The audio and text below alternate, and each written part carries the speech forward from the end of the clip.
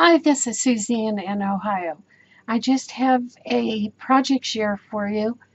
These are just some pieces and parts that I'm getting ready for my journals, and they were kind of different, so I wanted to show them to you. See if you can get any ideas from them and use it as a takeoff for your own work. Let me scoot these over and then I'll show you this first. This is one of 6 different signatures that will be in these journals. Each of them will have 6 signatures and 4 file folders, as far as I know right now. So what I want to show you is what they are first, and then I'll tell you how I made them. So this is a signature cover. That's what you're looking at, front and back. And then you can see I put my own little notes on here so I don't forget how it's supposed to go. Here's a printout from the internet. That's a tuck spot, and you open it up, and the first thing is this is the actual signature over here, and I'll show you those in a minute. But on this side, this is a fold out, and it's held together by a little string going around a button. And the first thing you want to do is flip this over and look at this. This is a pocket, a tuck spot pocket, and then you could have something taped or hidden under there. This one opens up on this side, and you have a little pamphlet-like thing. And then in the middle of it, I put a small file folder contraption. And then so far, I've just stuck some of my recycled greeting card items in here to see how it was going to work. But this little file folder pocket will hold notes or whatever you want to have in there until you get ready to log it down or write it in the pages. Here's a tuck spot made out of one of my fabric and lace snippets. I've talked about that in another video. But I made 6 sets of these, and are 6 different colors, I believe. It's fabric snippets, some lace, and other things. And I made the originals, and then I copied them off and fussy cut them out. And there I have a beautiful tuck spot, and all the work has already been done. So you fold that back up, put your string around it, and then you open it up this way. And then here's another pamphlet type contraption. So with another file folder in the middle of it. Now I know I've got a big spread here, so I don't know how much of a view I can give you. But this is one of my eco dyed prints here. I'm going to talk about those in another video. There's the back side of it, and I got a beautiful print on that side. But there's another file folder in the middle of this. And in case you didn't see this video about this item, I'll show it to you. I just hodgepodge together some ideas to make a facsimile of a little telegram. I thought it was awfully cute. And so that's just a print of the telegram. And then this over here, just one of those little paper fold outs that you can write on and tuck together with that little honeybee. So that's inside just the signature cover itself. So that's the signature cover front, and here's the actual signature, and I have just barely begun to fill it up. I'll just leaf through a few pages because that's not what it's about, but you can see I have plenty of spots and plenty of interesting things. This is a glued down pocket. That's just a tuck spot. And then this has some papers. Actually, there's 2 pockets here. One that was created by gluing down the pocket and one in the pocket itself. Now, a lot of my pages have something on it, either a paper tab or a piece of fabric. And then this is a tuck spot. This is also one of my original journaling cards, a piece or a picture print of an old textile, and just some handmade greeting or journaling cards. This is some of my hand-dyed paper. I have another video that talks about my hand-dyed lace and papers. If you're interested in that, you can watch that video. And then this is one of my compilation pages. It's snippets of poems or music or whatever the case might be. And it's just printed so that it gives you a background for photo mounting or whatever you want to use it for. And a little print on that side. Print of an old textile, that's a tuck spot. And then I'm not going to talk anymore. I'm just going to flip through these. Old handkerchief print, old textile print, old handkerchief print, a glassine bag glued on there, a little, this is another compilation page I made. I've already talked about it in another video, so I won't bore you. Print of a very old vintage greeting card, and it just, I printed ledger lines on the back of it so it makes a nice journaling space. Tracing paper with a rubber stamp on it that gives you a see-through envelope, sort of. Some more of these fabric snippet lace things that I made.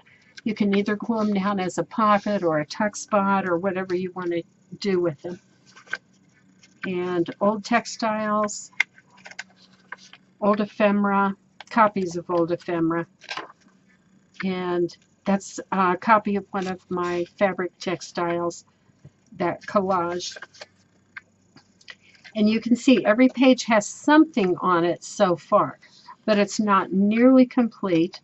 But I sure have appreciated it when I saw other YouTubers show how they did things. So I wanted to show you at this point. Okay, that's the last page in the signature. Now we have the back of the signature cover, and I put a little decoration collage on there. And then when you open it up, it has a little pocket, glued down pocket with 2 or 3 pieces of ephemera in there, handmade, and then some pages. Another one of these compilation pages, and just plain, and then a print of one of my textiles, and then there you have a whole other little pamphlet. So this signature cover alone has 3 extra writing spots with quite a bit to it. So that's just an example of one of the signatures that will go in my upcoming journal. But I wanted to show you these 2 things. I just was really happy with this. I shouldn't do that. I should move that aside. This is an oil painting, or a copy of an oil painting. And I had found this small copy of a Monet oil painting at the thrift store. I think I paid $2 for it. Cut it out of the frame, and I thought it is just perfect for a book cover.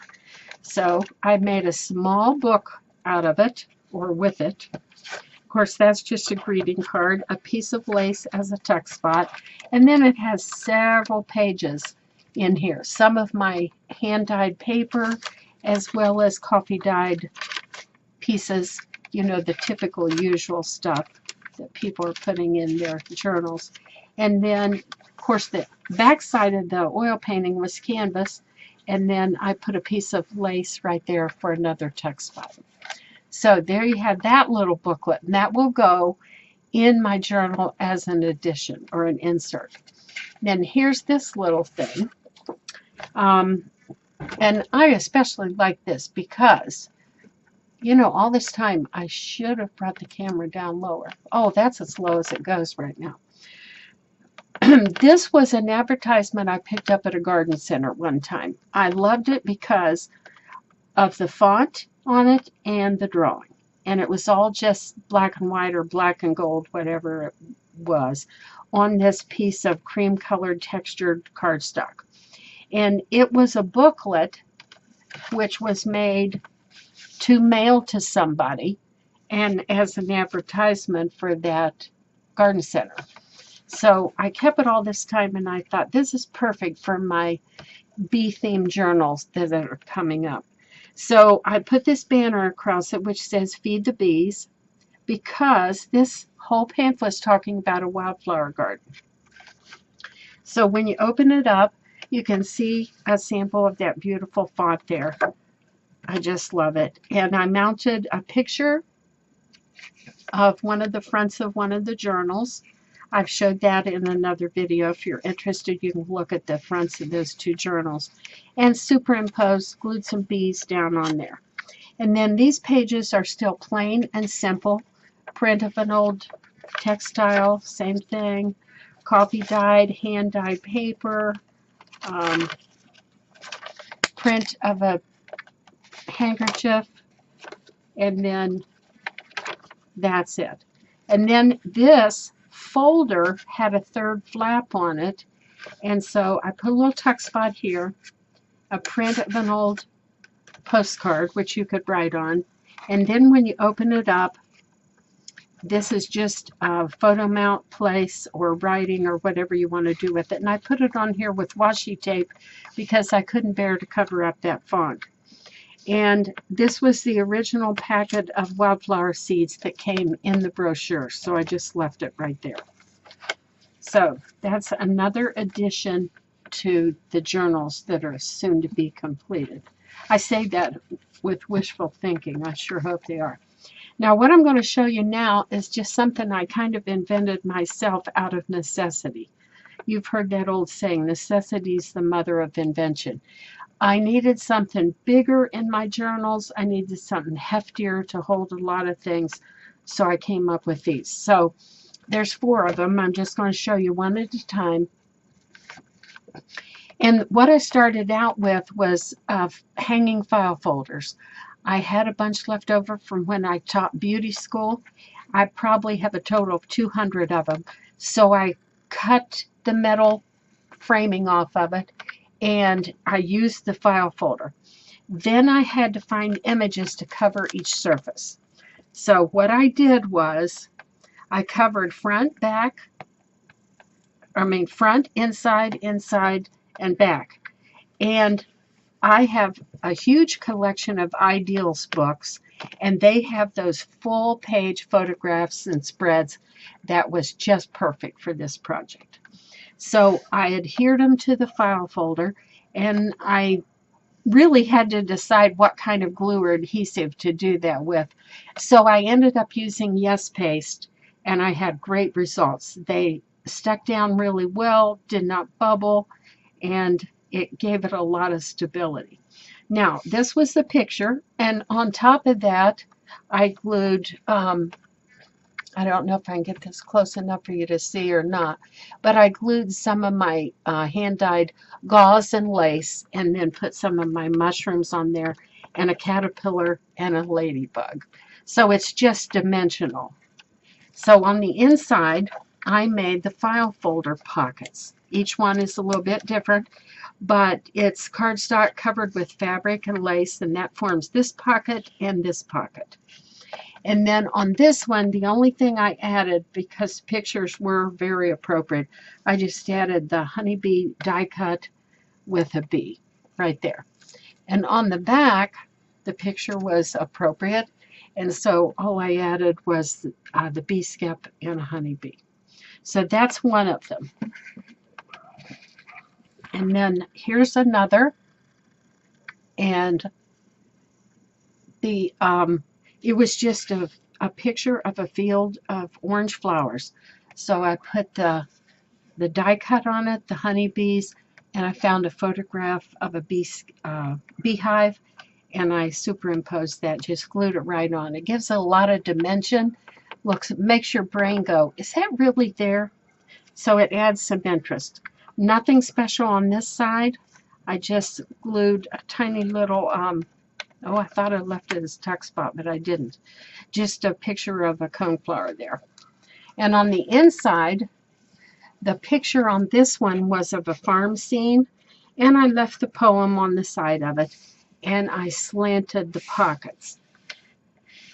And then, again, this is cardstock covered with fabric and then stitched, and you can see I haven't trimmed any of my threads yet. And here's a note. I attach my fabric to the cardstock with web fuse. I use that Same thing you might call Wonder Under, but I like the generic brand sold at Joann's. It's just web fuse. It doesn't have any papers you tear off of it, and it comes in many different weights. So that's how I attach the fabric to the cardstock.